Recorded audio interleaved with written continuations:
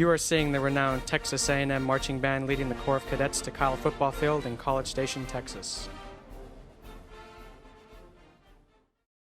Project Texas Aggie Heroes is a national regional pilot project that encompasses over 7 million people and covers about 45,000 square miles of South Texas. Project Texas Aggie Heroes represents a super corridor of 8,000 miles of international environmental and economic trade that connects the interior of Mexico with our nation and Canada.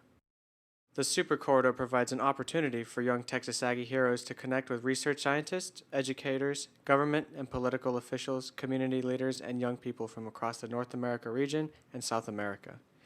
These same young heroes will also have the opportunity to connect with mid-level managers, executives, and CEOs from local companies to some of our nation's largest corporations that reach across the globe. Networking and contributing to the resolution of local and global issues will be within the reach of every young Texan residing within the pilot project area and those attending the schools of the Texas A&M University system. Howdy! We're here to talk to you about Project Texas Aggie Heroes. The proposed project empowers young Texans to work with the Texas A&M University system and local community leaders in finding solutions to real-life problems.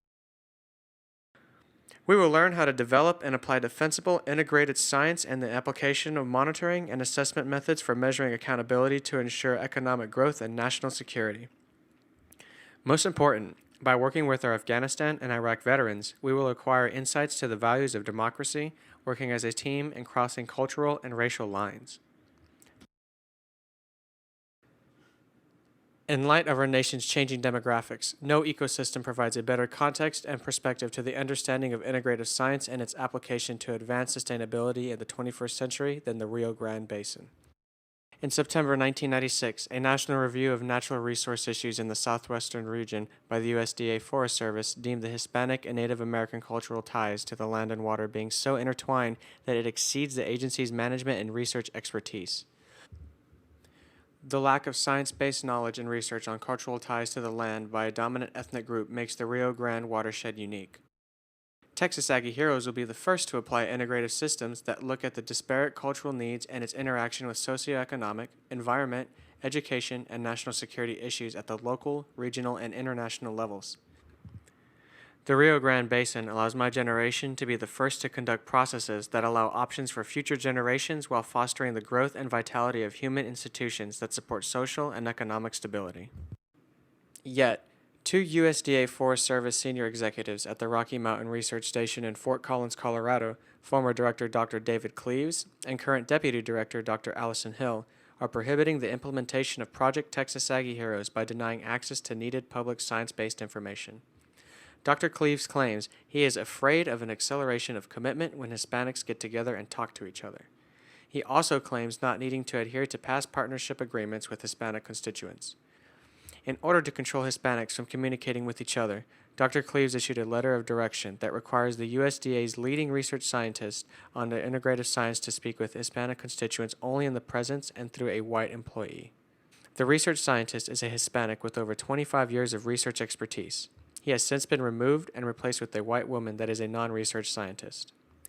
Yet, Dr. Cleaves currently serves as the Forest Service's advisor on science and research for the 21st century.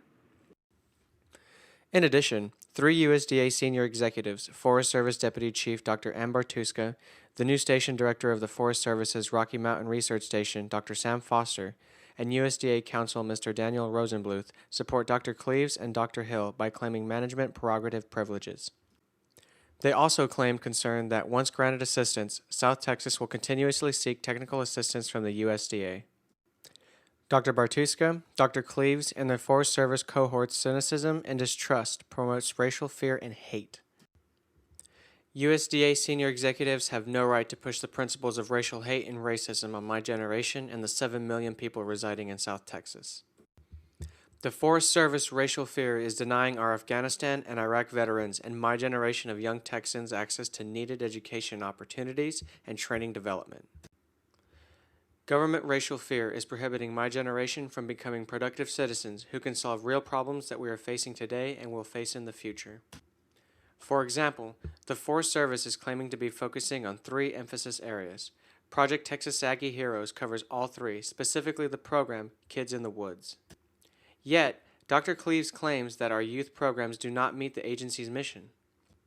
The USDA Forest Service is abusing its position of power and is not being held accountable. The USDA's racial cynicism and distrust is preventing South Texas youth access to the current stimulus bill, which is limiting our future economic expansion capability. The USDA Office of Civil Rights does not provide much hope in holding Dr. Bartuska and her cohorts accountable.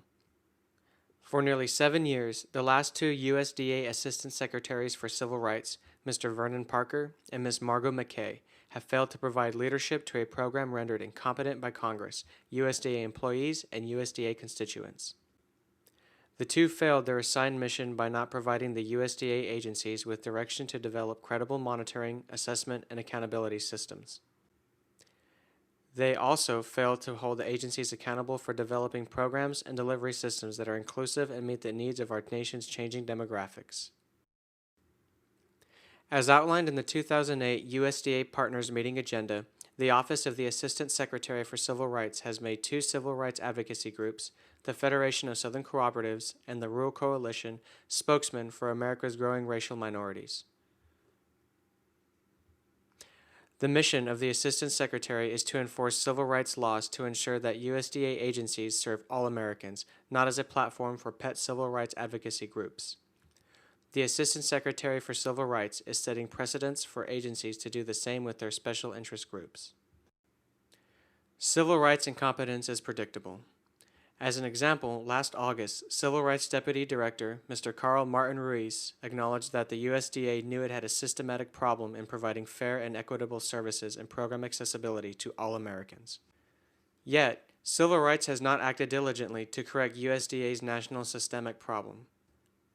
The civil rights incompetence and backlog of work, as reported last October in Congress's Government Accountability Office report, is jeopardizing Project Texas Aggie Heroes' ability to benefit from the current stimulus bill and to implement economic, environmental, and education programs.